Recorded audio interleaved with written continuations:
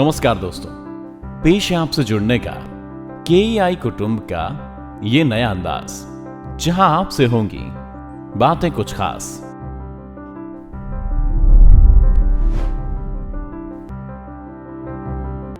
जब financial world में investment की बात आती है तो ज्यादा करके लोग अपने चाचा, मामा, रिलेटिव्स या old school agents and advisers की एडवाइस से इन्वेस्टमेंट करते हैं। उसने प्रॉपर्टी में इन्वेस्ट किया तो मैं भी करूंगा। रमेश फूफा तो बहुत स्मार्ट है, उसने इंश्योरेंस लिया तो वो मेरे लिए भी सही होगा। किरण मासी ने रिलायंस का स्टॉक लिया है, हम भी लेंगे। ये करने से आपका पूरा फाइनेंशियल प्लान बिगड़ जाएगा। Hello everyone, I'm Aneri Shah, CS, CFA with a Masters in Finance, founder of the Genius Code and your personal financial therapist. आज मैं आपसे शेयर करने वाली हूँ वो 5 steps to create the right financial plan for your future. पर आप तो पूछेंगे कि फाइनेंशियल प्लान क्यों इम्पोर्टेंट है? फाइनेंशियल प्लान एक फ्रेमवर्क है जो आपको पैसे बनाने के रूल्स और स्ट्रेटजीज देगा। और शायद आपने अब तक एक फाइनेंशियल प्लान ही ना बनाया हो कि सोच के कि ये कितना डिफिकल्ट है। पर आज मैं आपके साथ एक बहुत ही इजी 5 स्टेप्स शेयर करने वाली हूँ, तो चलो स्टार्ट करते हैं। The first step of creating any financial plan is creating an emergency fund. कोई भी इन्वेस्टमेंट करने से पहले आप एक इमरजेंसी फंड बनाइए। पर आप पूछेंगे कि ये जरूरी क्यों है? मानिए कल आपकी जॉब छूट गई या बिजनेस डाउन हो गया, जो कोविड टाइम्स में बहुत देखने मिला है। आपको कोई फाइनेंशियल इमरजेंसी आ जाती है तो ये आपका इमरजेंसी फंड आपको बहुत ही काम लगेगा। पर अभी आप पूछेंगे कि ये बनाते कैसे हैं और ये कितना बड़ा होना चाहिए? रुकिए, आपका इमरजेंसी फंड आपकी 6 महीने का एक्सपेंस कवर कर सके इतना बड़ा तो होना ही चाहिए। समझाती हूँ। मानिए कि आपका मंथली खर्चा 10,000 रुपए है, तो आपका इमरजेंसी फंड 10,000 रुपए इंटू 6 महीने यानी कि 60,000 रुपीज का होना चाहिए। ये अमाउंट आप कैश में या उससे भी बेटर आपके सेविंग्स बैंक अकाउंट में रख सकते हो कि जब टाइम आने पे आप उसको इजीली निकाल सको।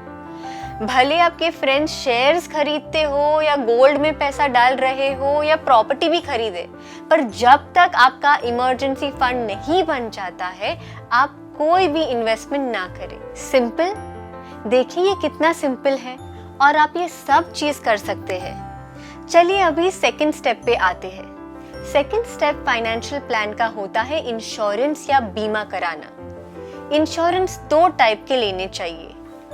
एक तो है आपका लाइफ इंश्योरेंस या टर्म इंश्योरेंस और दूसरा है आपका हेल्थ इंश्योरेंस या मेडिक्लेम। इसके अलावा आपको कोई भी इंश्योरेंस की जरूरत नहीं है, स्पेशली वो वाले जो आपको कहते हैं कि ये इंश्योरेंस आपको गारंटीड रिटर्न देगा। ऐसी इंश्योरेंस से तो आप दूर ही रहिए। अभी टर्म इंश्योरेंस पे आते हैं। टर्म इंश्योरेंस मतलब अगर आपकी अनटाइमली डेथ हो जाती है तो आपके फैमिली को पूरा सम अश्योर्ड मिलेगा। ये टर्म इंश्योरेंस आपको सिर्फ आपके फैमिली के अर्निंग मेंबर्स के लिए लेना है। And the best way to decide the sum assured is आपके अर्निंग्स का 20 टाइम्स आपको सम अश्योर्ड करवाना है। फॉर एग्जाम्पल, अगर आपकी सालाना की इनकम है 2 लाख रुपए, तो 2 लाख रुपए का 20 टाइम्स मतलब 40 लाख तक का आपको सम इंश्योर करना चाहिए।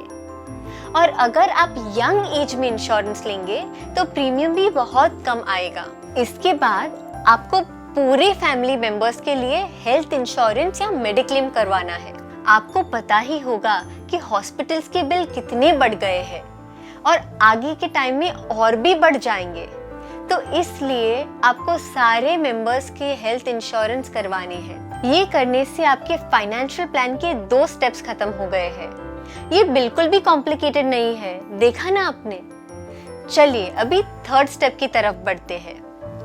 ये स्टेप में आपको अपने फाइनेंशियल गोल्स बनानी है। ये goals short term, medium term and long term में डिवाइड करने हैं। फॉर एग्जाम्पल, शॉर्ट टर्म में आपको कोई बच्चे की फीस भरनी हो या कोई मोबाइल फोन खरीदना है, मीडियम टर्म में आपको कोई स्कूटर लेना है, या लॉन्ग टर्म में आपको अपने बच्चों की शादी करवानी है। ये सब गोल्स आप नोट कर लीजिए। इसके बाद आपको लिखना है कि ये गोल्स आपको कितने साल में अचीव करने हैं और आपको कितने पैसे लगेंगे। ये एक्सरसाइज करने से आपको पता चलेगा कि आज से आपको कितने पैसे सेव या इन्वेस्ट करने हैं कि आप ये गोल्स अचीव कर पाओ। One way to help you save better is the budgeting rule called 50-30-20. ये रूल समझाता है कि आपकी मंथली इनकम में से आप 50% आपकी नीड्स के तरफ स्पेंड कीजिए, जैसे कि आपका रेंट, इलेक्ट्रिसिटी, फूड, क्लोथ्स या any other basic needs. Balance 30% आप अपने वांट्स की तरफ स्पेंड कीजिए, जैसे कि बाहर जाना, चीजें खरीदना, शॉपिंग करना।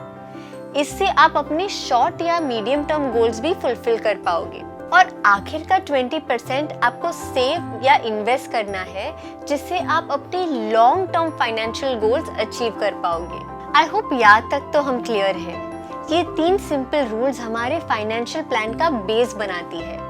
अब लास्ट स्टेप में हमने बात की थी कि 20% ऑफ आवर इनकम हमें सेव करना है, जिससे हम हमारे long term financial goals fulfil कर सके। पर क्वेश्चन ये आता है कि इन्वेस्ट कहाँ करें? ये लेकर आता है हमें हमारे 4th स्टेप पर, जो है इन्वेस्टमेंट्स। इन्वेस्टमेंट्स करने के बहुत सारे माध्यम हैं, जैसे कि शेयर मार्केट में कंपनी के डायरेक्ट शेयर्स खरीदकर या म्यूचुअल फंड्स खरीद के, रिकरिंग डिपॉजिट्स में भी डाल सकते हैं, एफडीज, पीपीएफ एक्सेट्रा में भी इन्वेस्ट कर सकते हैं। उसके बाद आता है गोल्ड और प्रॉपर्टी जैसे इन्वेस्टमेंट्स। पर अगर आपको ये इन्वेस्टमेंट्स के बारे में बहुत जानकारी नहीं है, तो मैं सजेस्ट करती हूँ कि आप सेफ इन्वेस्टमेंट से इन्वेस्टमेंट चालू कीजिए।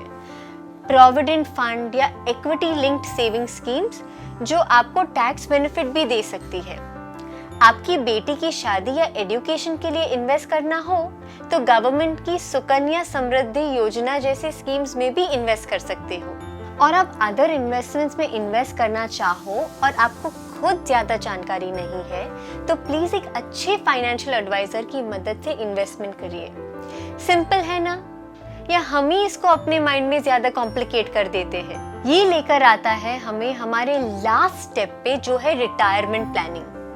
अगर आप रिटायरमेंट के लिए इन्वेस्ट कर रहे हो, तो गवर्नमेंट की एक अच्छी स्कीम है कॉल्ड एनपीएस, यानी नेशनल पेंशन स्कीम। ये स्कीम में आप हर साल कुछ पैसे जोड़कर इन्वेस्ट कर सकते हो, और जब आप 60 इयर्स के होगे, तो आप उसमें से 60% निकाल सकोगे, और बैलेंस 40% आपको एक एन्युटी प्लान या मंथली इनकम प्लान दिया जाएगा, जिससे आपके मंथली खर्चे भी चल सके। पर क्योंकि ये एक रिटायरमेंट प्लान है, आप जो पैसा डालेंगे वो 60 इयर्स के पहले आप नहीं निकाल पाओगे।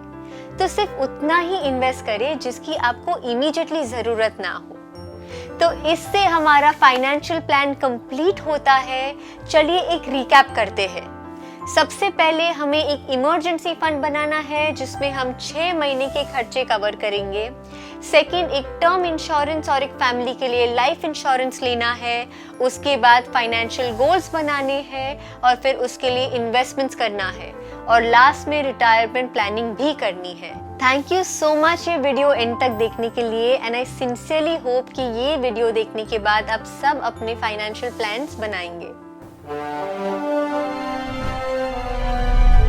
जुड़े रहिएगा, होगी फिर मुलाकात। KEI कुटुंब के साथ होगी फिर से नई बात।